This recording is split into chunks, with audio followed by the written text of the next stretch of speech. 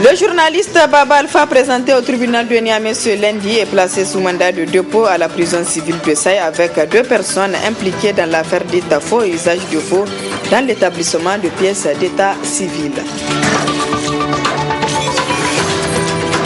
Les sites de traitement de la méningite ont été visités ce matin par le ministre de la Santé publique. Détail dans cette édition.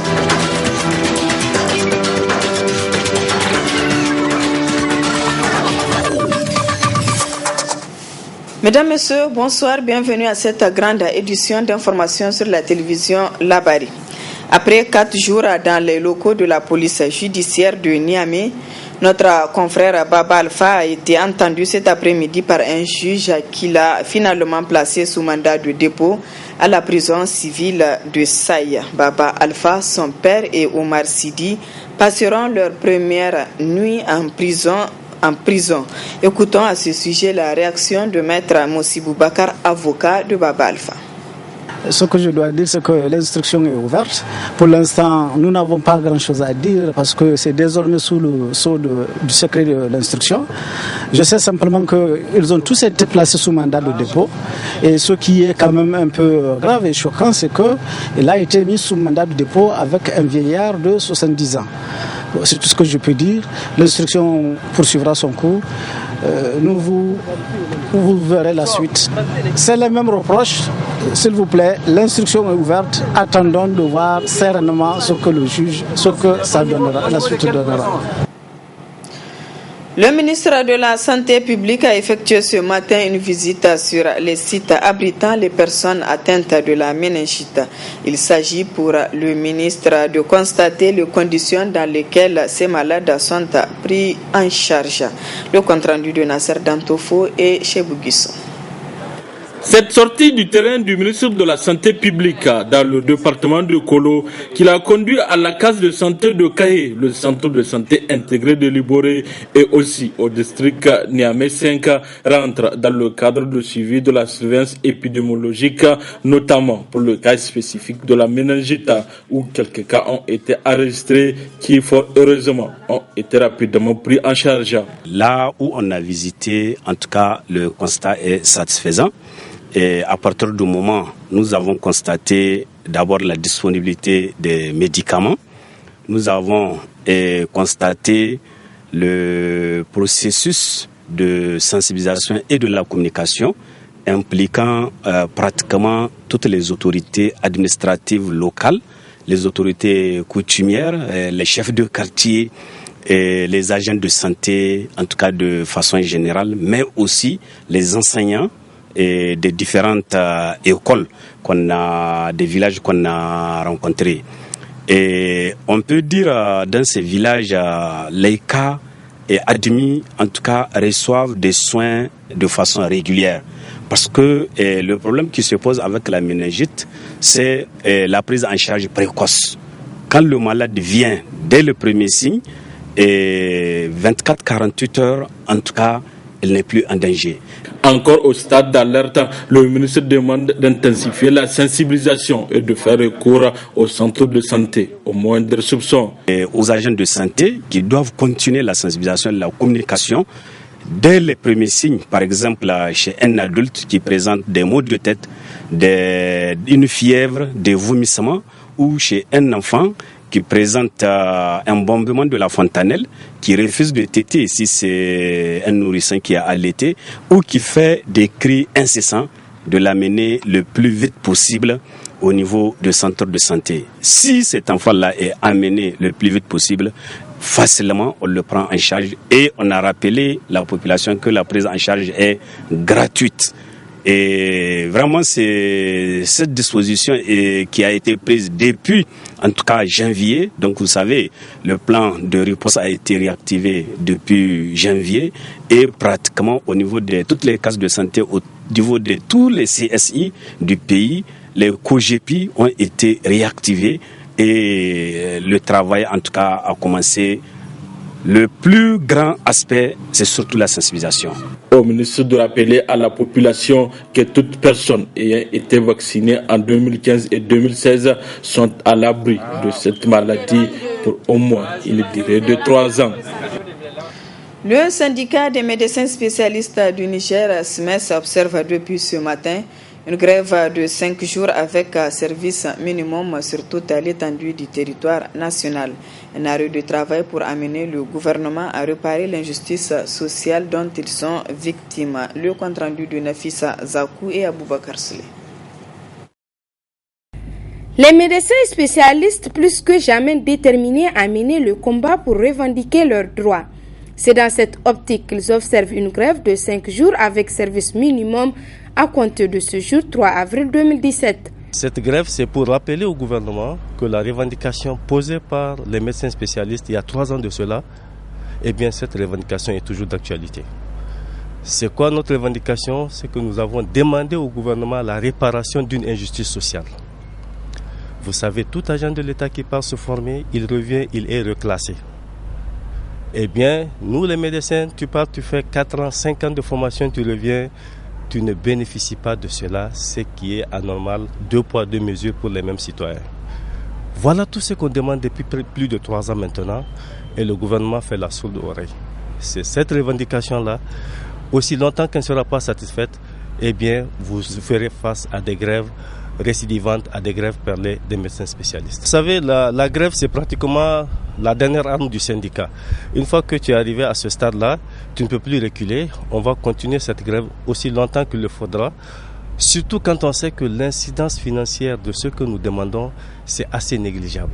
Imaginez-vous, on l'a dit à plusieurs reprises, de l'ordre de 17 millions pour les 200 médecins spécialistes par mois. Dans un pays où chaque jour, on parle des milliards, des dizaines, des centaines de millions qui sont volés, qui sont détournés, mais venir régler un problème concernant toute une corporation et dont l'incidence est de l'ordre de 17 millions par mois, eh bien on ferme les yeux là-dessus. Ce qui fait que le SMES va toujours continuer à observer des grèves aussi longtemps que cette question ne sera pas traitée avec diligence. Cette grève, c'est sur toute l'étendue du territoire. Sur toute l'étendue du territoire, partout où il y a un médecin spécialiste, la grève sera observée. Les urgences qui constituent le service minimum, ces urgences-là seront assurées. Le SMES réaffirme sa détermination à faire aboutir ses légitimes revendications tout en restant ouvert au dialogue sincère et constructif.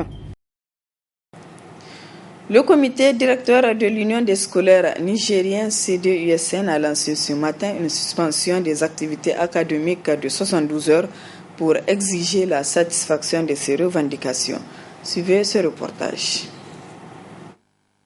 Après l'expiration de l'ultimatum lancé par le CDUSN au gouvernement pour respecter le protocole d'accord signé entre les deux parties, ce lundi, cette organisation des scolaires a mis sa menace en exécution en suspendant toutes les activités académiques et ce jusqu'au mercredi. Tous les établissements scolaires, instituts et écoles professionnelles du Niger y sont concernés. Pendant aujourd'hui 3 mois, on a signé un protocole d'accord avec le ministère de l'Enseignement supérieur qui a promis de mettre en place avec le chef de gouvernement un comité interministériel pour discuter de toutes les questions qui engagent l'éducation et les préoccupations des étudiants scolaires au Niger. À notre grande surprise, le ministère de l'Enseignement supérieur, par sa méthode traditionnelle de provocation, a au même moment mis en place des propositions de textes régissant le fonctionnement et l'attribution de l'aide sociale qui est donnée à l'étudiant nigérien qui est inscrit à l'université et de l'État. Il y a aujourd'hui 11 ans de cela, mais ce monsieur aujourd'hui veut remettre en cause ses acquis en acceptant d'obliger et d'imposer à l'ISN un comportement à travers les critères d'attribution, les critères d'âge et ce qui sont suivis.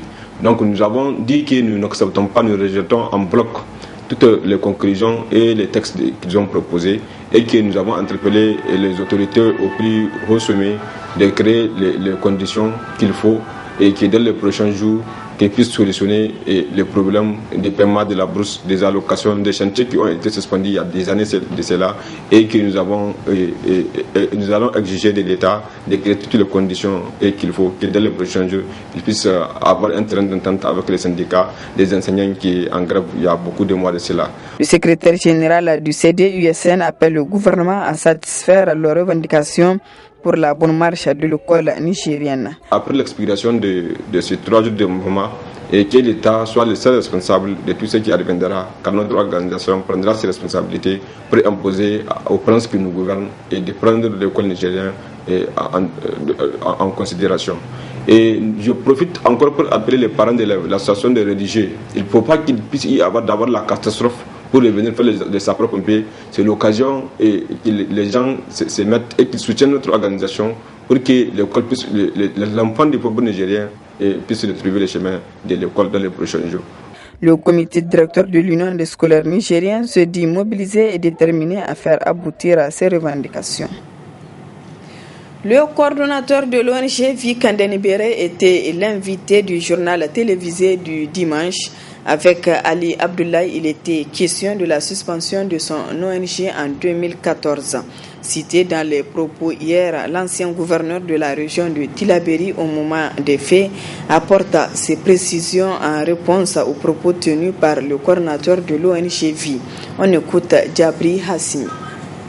Vikandeni Bere, c'est une ONG que je connais très bien, qui fait un excellent travail dans le cadre de la récupération des jeunes déscolarisés, souvent sans scolarité. Le responsable Ali Abdoulaye, que je connais bien, est excellent dans ce domaine.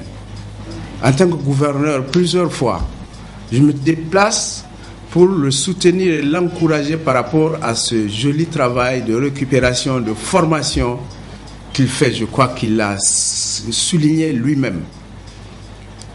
Qu'est-ce qui s'est passé? Ali a, dans un commentaire, une interview, annoncé que des jeunes élèves de Dadega mangent de l'argile. Ma première réaction, c'était d'aller voir qu'est-ce qui se passe réellement dans ce village. Je suis allé, j'ai compris que c'était une mise en scène grotesque. Au moment des faits, j'ai réagi parce que j'ai dit, dans aucune civilisation, personne n'a mangé l'argile. Si l'argile se mangeait, on n'aura pas à travailler. Il suffit d'avoir une pioche pour aller prendre l'argile et le sable partout et à manger. Alors, je crois, les autorités au plus haut niveau avait pris la décision de suspendre son ONG pour quelque temps. Un regroupement de structures de la société civile a fait une mission sur Dadega à la demande des partenaires financiers. Si vous permettez, je vais vous lire un seul passage de leur commentaire qui dit ceci.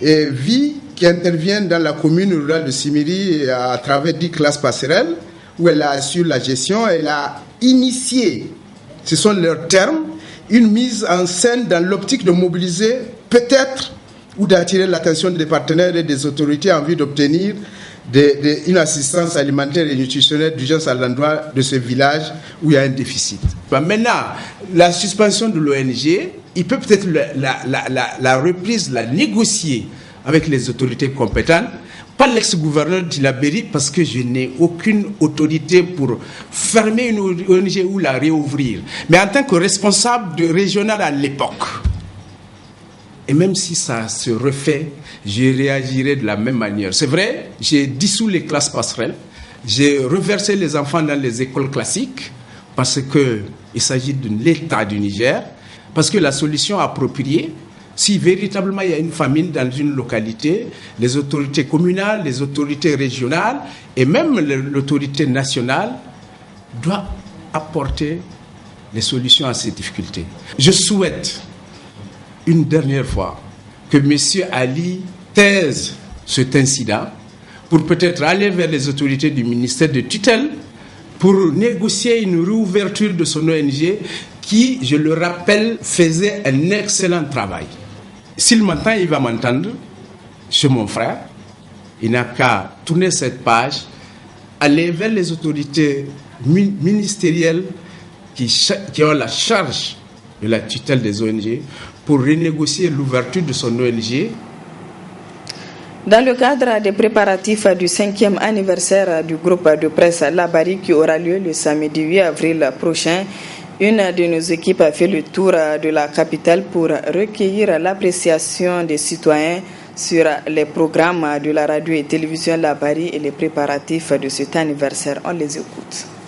Vraiment, on apprécie les programmes de la télévision Labari.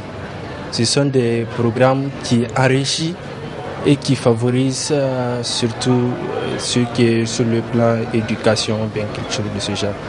Les suggestions sont les suivantes. Je voudrais vraiment que la population se sensibilise pour le 8 avril, Inch'Allah, aux côtés du palais du 29 juillet, s'il plaît à Dieu.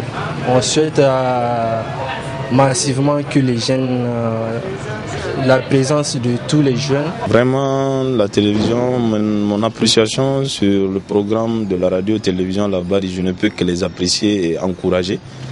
Vraiment parce que le programme qui se passe, surtout, si je peux le dire, les heures de journaux, c'est vraiment bien par rapport aux autres heures parce qu'il y a un petit décalage des heures par rapport aux autres télévisions, ce qui nous permet d'avoir un temps de suivre les journaux, une fois au niveau des autres télés, mais aussi au niveau de Labari.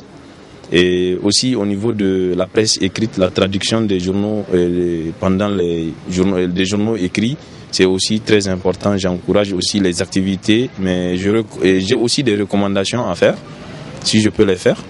Et ce serait dans un premier temps de voir, dans la mesure du possible, que la télévision Labari soit représentative dans toutes les 8 régions du Niger. Ce serait important et ça permettrait à ce que la télévision soit connue et qu'elle grandisse plus.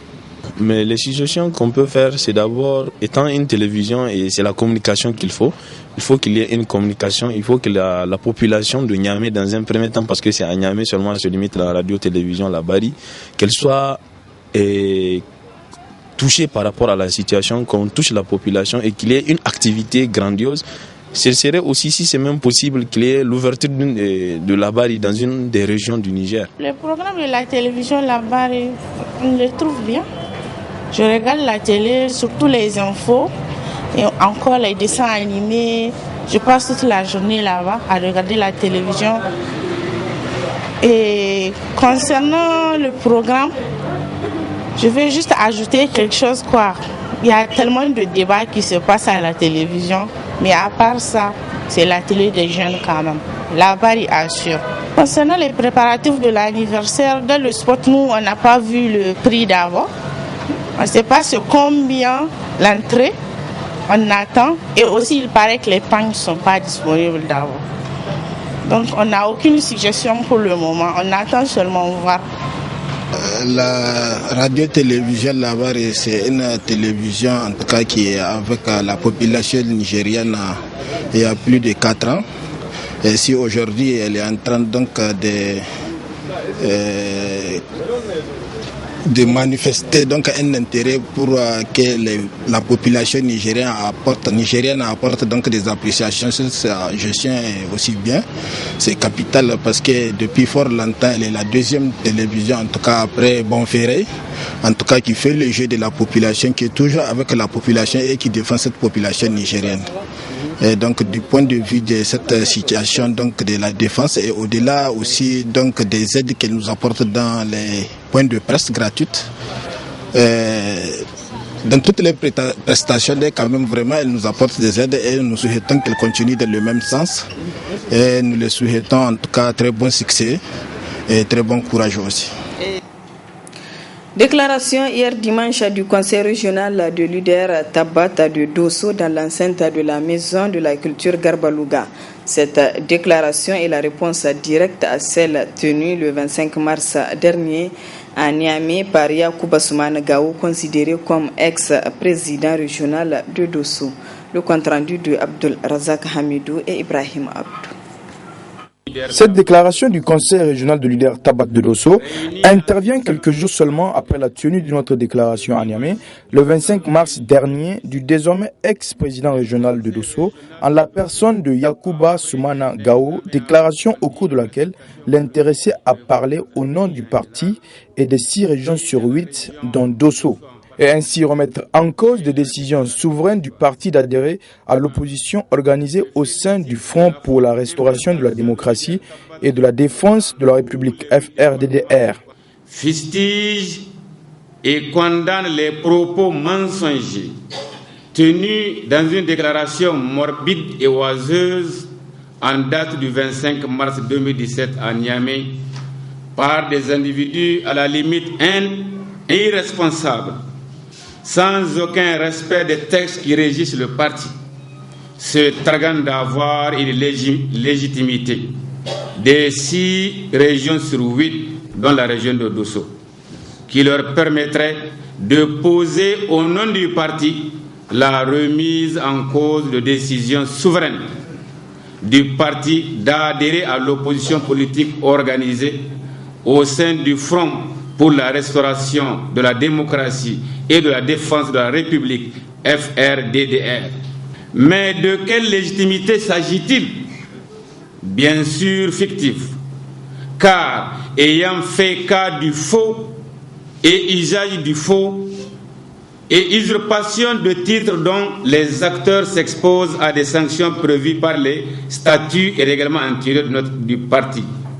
Rappelons que les 8 départements que compte la région de Dosso, à l'exception de quelques militaires égarés, apportent à travers cette déclaration leur soutien indéfectible et inconditionnel au bureau politique national et au président national du parti, son Excellence Amadou Boubacar Sissoko. Concernant le dissident président régional de Dosso, qui du reste, on se rappelle de sa participation à l'organisation et au financement de la cérémonie officielle de démission et d'adhésion de toute sa base au profit du PNDS Tareya en 2016, juste après les élections présidentielles deuxième tour. Au passage, il est important de noter qu'il s'était éclipsé de la cérémonie pour des ambitions personnelles et locales. C'est pourquoi le Conseil régional de Dosso considère que, depuis cette période, le président régional était démissionnaire de fait.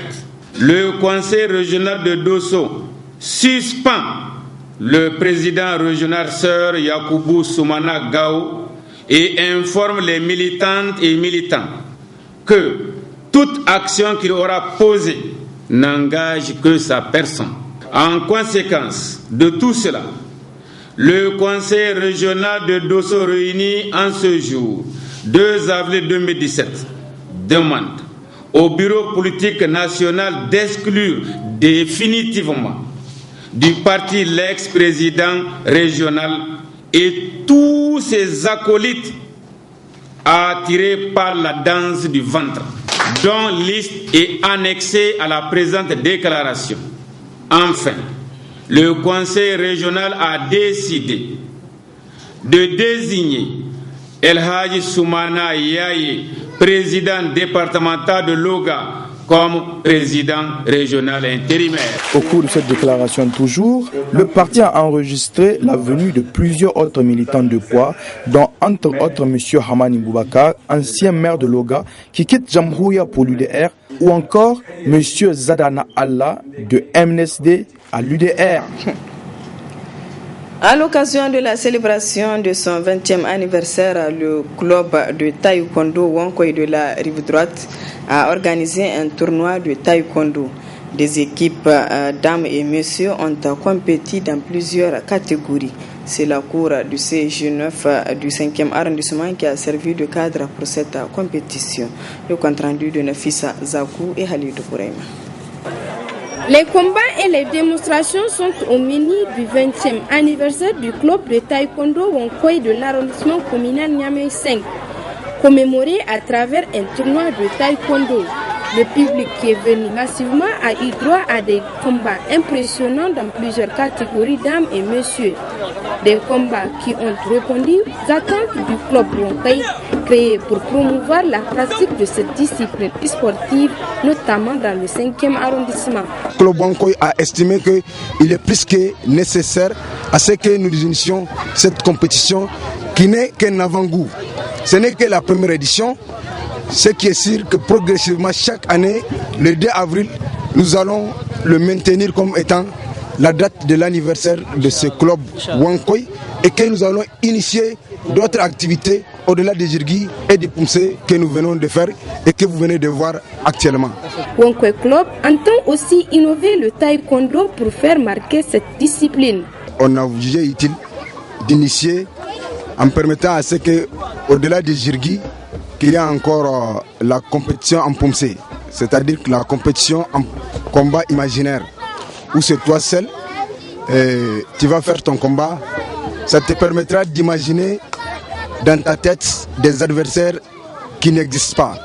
Ça permettra aussi de développer le dynamisme, la maîtrise de soi. Voilà pourquoi à ce 20e anniversaire, on a estimé qu'il est plus que jamais nécessaire à ce que nous puissions rompre avec les pratiques anciennes qui consistaient à faire juste les compétitions en jirgi. Il faut penser désormais à innover en permettant à ce qu'au-delà de ces compétitions en jirgi, qu'on introduise désormais dans nos actions ou dans les actions peut-être de toutes les compétitions qui auront à venir, à ce que les jeunes combattants ou les jeunes pratiquants puissent s'intéresser au taekwondo en donnant aussi une grande importance au-delà du jirgi au poumsé. Des médailles ont été attribuées aux meilleurs de chaque catégorie. Ce tournoi a été rehaussé par la présence des représentants de la Fédération nigérienne de taekwondo. Voilà, mesdames, messieurs, ici prend fin ce journal. Merci à vous de l'avoir suivi et excellente soirée en compagnie du programme de la télévision Labari.